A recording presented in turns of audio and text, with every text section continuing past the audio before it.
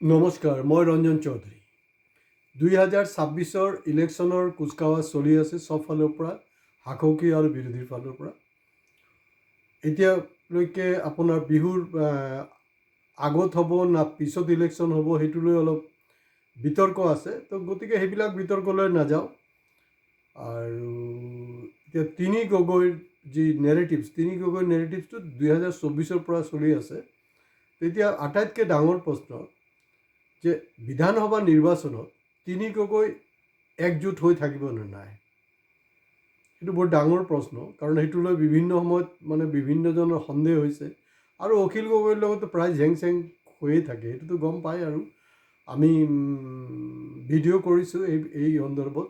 সেইকাৰণে কৈ থাকোঁ যে আপোনালোকে যদি ছাবস্ক্ৰাইব কৰা নাই প্লিজ ছাবস্ক্ৰাইব কৰিব। আজি যোনটো কথা পাতি আছোঁ আগৰ ভিডিঅ'ৰ লগত কিন্তু চাব এটা কানেকশ্যন আছে, সেইটোৱে ৰিকুৱেষ্ট।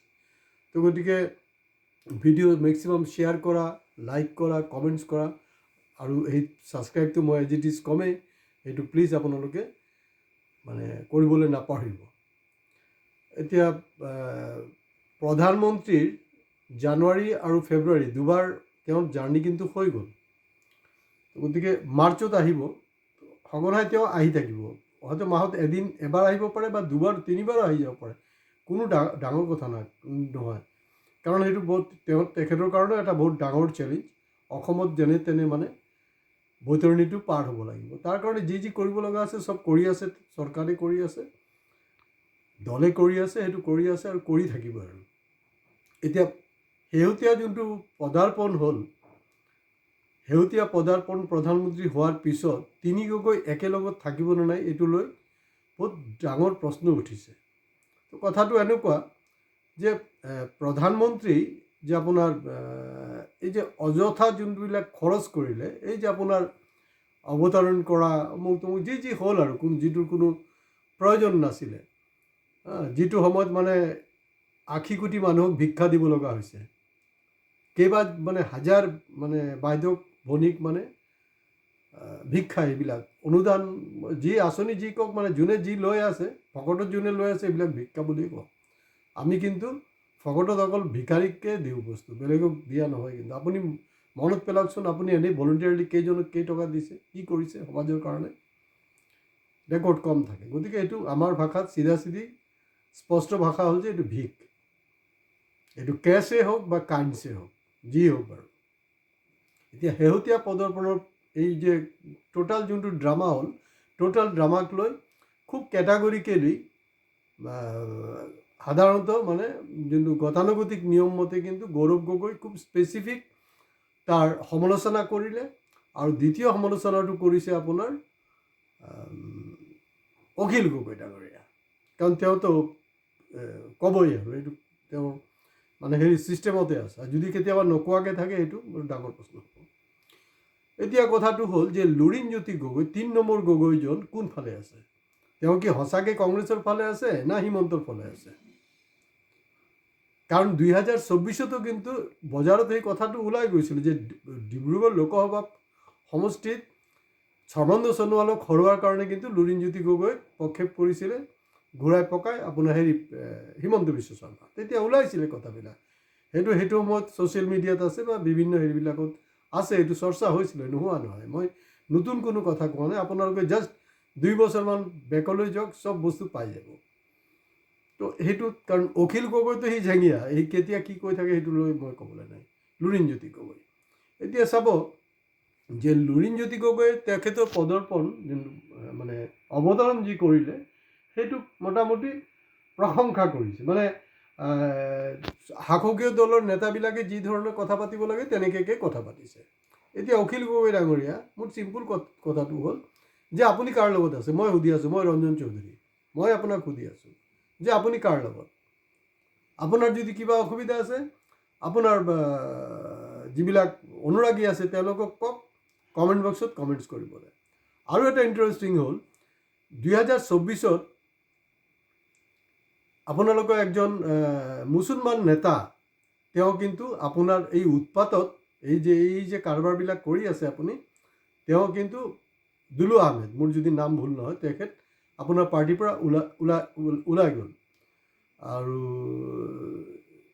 এই বিধানসভাৰ ইলেকশ্যনৰ আগে আগে আৰু একজন পদত্যাগ কৰিছে, মানে যি লিডিং স্প'ক্স পাৰ্চন আছিল আপোনালোকৰ অজপৰ, তেখেত হ'লগৈ জহিউৰ ৰহমান চামথিং লাইক ডেট, তেনেকুৱা কিবা একজন আছিলে। তো দুইজন মুছলমান নেতা তেনেকৈ, কিন্তু তেওঁলোক আৰু অকল মুছলমান বুলি নহয়, বলিষ্ঠ নেতা আপোনাৰ দলৰ, তেওঁলোক কিন্তু গুচি গ'ল। এতিয়া সময় বিভিন্ন কথা বতৰাবিলাক ওলাব। তো আপুনি যিবিলাক কথা পাতি আছে এইটোৰ অৰ্থটো কি? যে দেশৰ ছিকিউৰিটিৰ কথা আছে, এইটো ভাল, এইটো খুব ভাল হৈছে, অমুক হৈছে, তমুক হৈছে, এইবিলাকতো চৰকাৰৰ কথা। দেশৰ ছিকিউৰিটিৰ কথা মানে আপুনি কি নাজানে মণিপুৰত কি হৈ আছে? আপুনি নাজানে তাৰ ছিকিউৰিটি? সেইটো লৈ আপুনি এবাৰো কিবা কৈছেনে? অৰুণাচল বৰ্ডাৰত চাইনাৰ লগত কি প্ৰব্লেম হৈ আছে সেইটো আপুনি নাজানে? জম্মু কাশ্মীৰত লাডাখত কি হ'ল সেইটো কি আপুনি নাজানে? তো গতিকে ছিকিউৰিটি এছপেক্টত বহুখিনি মানে মোদী চৰকাৰে কম্প্ৰমাইজ কৰিছেই। হয়, আমি নিবিচাৰোঁ যে ছিকিউৰিটিৰ বিষয়ত কোনো মানে কম্প্ৰমাইজৰ কোনো প্ৰশ্নই নুঠে, কিন্তু বাকীবিলাকতো আপুনি ক'ব লাগিছিলে ন। আপুনি অখিলৰ নিচিনাকৈ খুব মানে কাৰাকৈ সমালোচনা নকৰিলেও হয় নিমাতী কন্যা হৈ থাকোঁতে কিবা এটা ক'ব লাগিছিলে, আপুনি নাই কোৱা। এতিয়া আৰু এটা প্ৰশ্ন আপোনালৈ, এইটো হ'ল যোৱাবাৰ 2021 বিধানসভা নিৰ্বাচনত আপুনি নাহৰকটীয়া আৰু দুলিয়াজান দুটা সমষ্টিত আপুনি কণ্টেষ্ট কৰিছিলে। কাৰণ এইটো আমাৰ পাৰ্লামেণ্টাৰী ডেমক্ৰেচি ছিষ্টেম হ'ল, আপুনি যদি দুটাৰ পৰা জিকেও বা আপুনি এটা আপোনাক এৰি দিব লাগিব। এই যোনটো নৰেন্দ্ৰ মোদীয়েও 2014 কৰিছিলে সেইটোৱে ছিষ্টেম। আপুনি তাত নাই, আপুনি দুটাত জিকিছোঁ, দুটা খামুচি মাৰি বহি থাকিম ন। আপোনাক কিন্তু আপোনাৰ হিতাকাংক্ষীবিলাকে কৈছিলে যে আপুনি নাহৰকটীয়াত ষ্ট্ৰিক কৰক, তেতিয়াহ'লে আপুনি আৰামত জিকি যাব, আৰু দুলিয়াজানখন এৰি দিয়ক, তেতিয়াহ'লে ইউথ কংগ্ৰেছৰ যিজন ল'ৰা খুব মানে কৰ্মঠ, খুব এক্টিভ, সি জিকিব। সেইটো মানে আমাৰ অপজিশ্যনৰ কাৰণে ভাল হ'ব। কিন্তু আপুনি কৰা নাই। আপুনি কি কৰিলে? আপোনাৰ নিজৰ নাক কাটি সতিনী যাত্ৰা ভংগ কৰিলে। আৰু এইবাৰ দেখা গৈছে যে আপুনি না নাহৰকটীয়া না দুলিয়াজান আপুনি ক'তো কিন্তু কণ্টেষ্ট নকৰে, কাৰণ আপোনাৰ হিম্মতে নাই কণ্টেষ্ট কৰাৰ, কোনো হিম্মত নাই। আৰু 4 লাখ যে ভোট পাইছিলে পাৰ্লামেণ্টাৰী ইলেকশ্যনত, এইটো আমি চবেই জানো কেনেকৈ পাইছিলে। আপোনাৰ নচিব ভাল, ইয়াত আপোনাৰ কৰিশ্মা নহয়, আপোনাৰ জাষ্ট নচিব ভাল, আপুনি সেইটো কাৰণে পাইছিলে। এতিয়া আপুনি ক'ত লাগি আছে? এই মৰাণৰ লগত, য'ত নেকি এই যে আপোনাৰ নেশ্যনেল হাইৱেত যে আপোনাৰ